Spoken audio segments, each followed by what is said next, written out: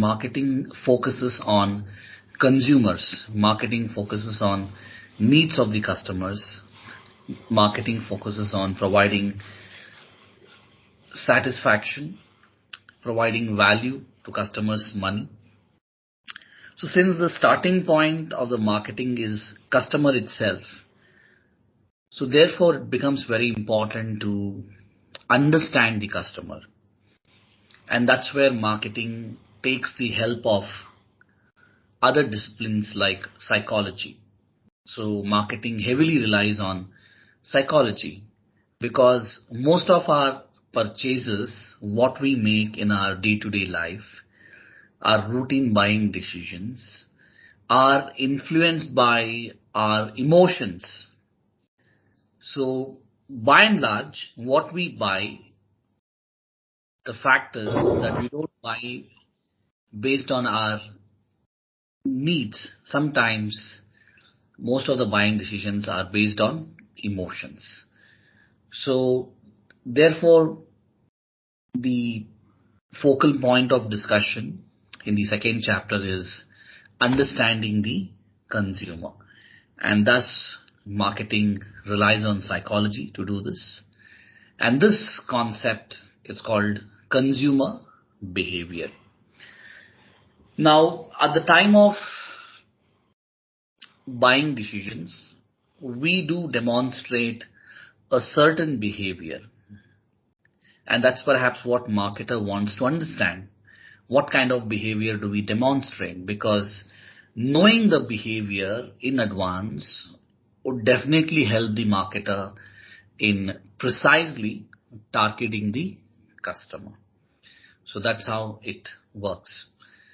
So let's say if you're buying a washing machine, and in comparison with washing machine, you're also buying some groceries.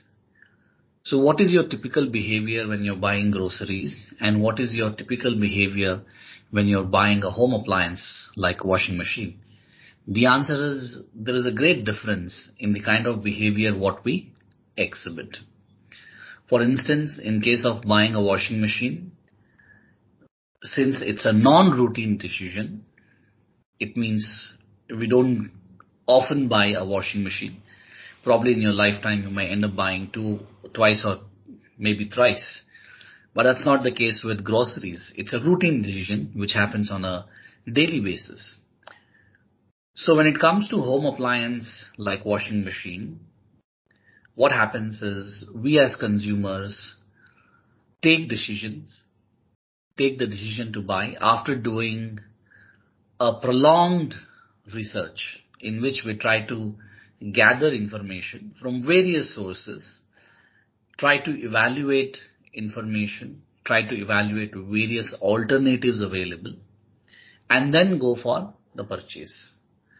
So there is a lot of effort which is involved in case of buying a washing machine. And it all depends on your learning and your demographic profile also. So if who is somebody well versed with technology, then what you do is you obtain the information from internet. So you collect the data from YouTube, you watch the demonstration videos, read the reviews on the internet. So this is how you're learning about the product, which is primarily dependent on your online sources.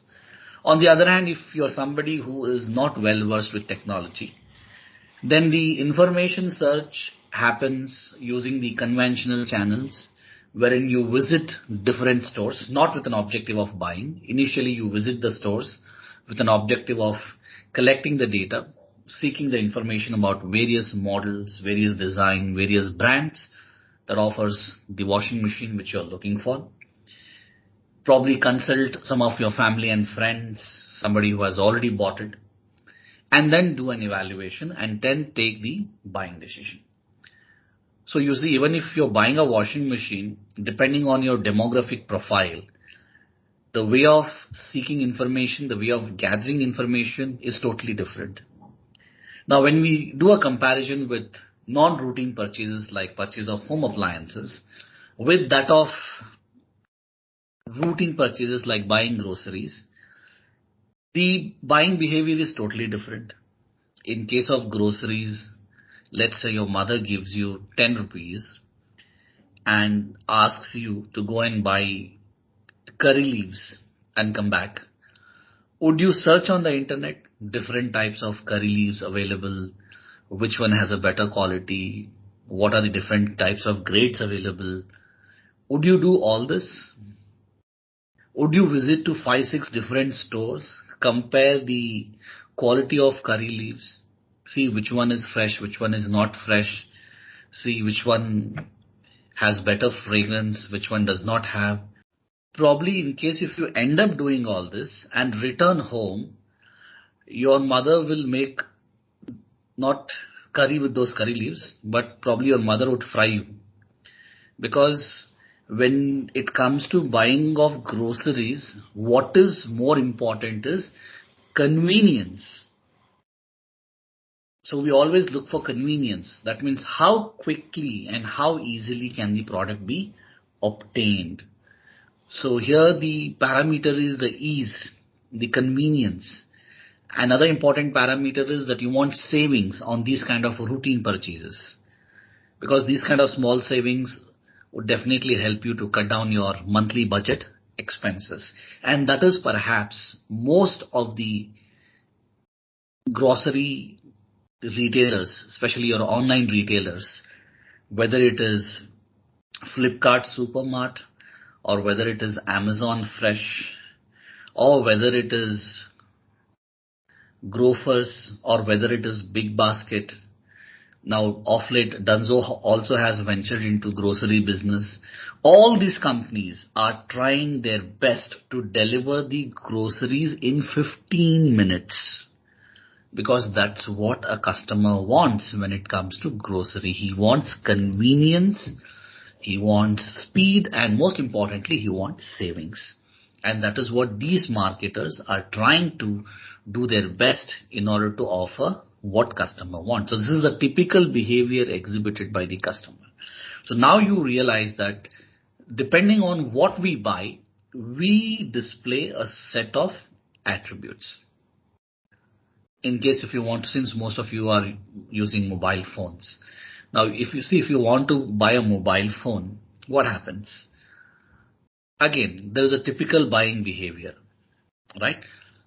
By and large, to a large number of people who buy mobile phones, take the decision based on the reviews, right? So we generally go to YouTube, we watch the unboxing videos, right? So we want to know how the product is. We want the opinion of an expert. So that means in case of mobile phones, we want to take a decision based on opinion of others. And this is where opinion leaders come into picture. These opinion leaders are sometimes also referred to as influencers.